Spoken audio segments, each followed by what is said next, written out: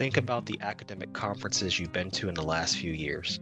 Can you think of one that had a speaker who identified as a woman, as LGBTQ+, as a Black Indigenous person of color, as disabled? How many of the events had speakers from multiple of these categories? What about from all of the categories? Many of you will have answered no to the last question.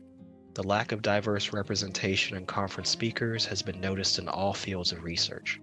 However, it is only the tip of the iceberg of social issues in academic conferences, as there is also a lack of diversity in conference attendees and of consideration for individuals who have typically been excluded from these events.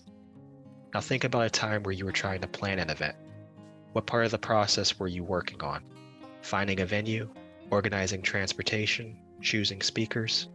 All of these tasks are much more complex than they seem on the surface. Take venue finding, for instance. One might initially think the only requirement is having enough space to accommodate all attendees. However, this line of thinking excludes large groups of people from feeling welcome at the event. Are there gender-neutral washrooms for gender-diverse individuals, private spaces for rest and prayer, ramps and elevators for physically disabled people? A number of things to consider for just the venue itself can be overwhelming. How can these problems be addressed? We believe that changes must come from the top. While individuals can make a difference, conference organization committee members have significantly more control and responsibility to make conferences inclusive. However, we recognize the challenges that individuals face when planning conferences, and we hope to support them in that. Who's we? We are a group of graduate students at UBC with an interest in accessibility and diversity. We came together to support an existing UBC project on making conferences more inclusive. The group who had started this project had written content on the topic, but had not devoted time to the architecture of information or the design of the toolkit that would contain it. These are the tasks we took upon ourselves. We began by conducting interviews with conference organizers to better understand their needs. The interviews illuminated 6 primary considerations for the design of the toolkit. 4 of them were related to content rather than architecture or design. These results were passed to content writers for their consideration. The other 2 themes were about organizing the information in a way that is intuitive and designing the toolkit's interface to be welcoming and not make users feel defensive. To address the issue of content organization, we conducted a card sort to understand how people intuitively group sections of content.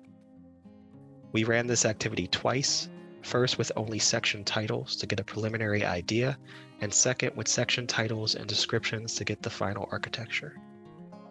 Then we were able to begin development of a prototype. We chose to develop the toolkit as a website because we wanted it to be digital for easy distribution, and we wanted to make the information to be quickly available without needing to install any software.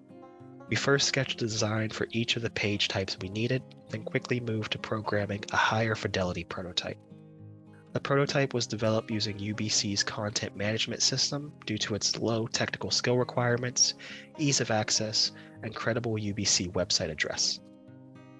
The content was taken directly from the content writers, and the custom styling was made using CSS with accessible web design in mind. The main page of the website is the home page, which contains a brief introduction to the toolkit and link cards to each of the section landing pages. Each landing page has an introduction to the section and link cards to each of the pages with detailed content. These detailed pages contain general content relevant to the topic and accordions containing further details. They also contain a sidebar for quick navigation within the section. After developing the prototype, we conducted user tests with conference organizers. Overall, feedback was good, with all users saying they would use the site in the future. We also received suggestions to further improve the site, such as by including examples of inclusive conferences and reducing the amount of text in favor for other types of media.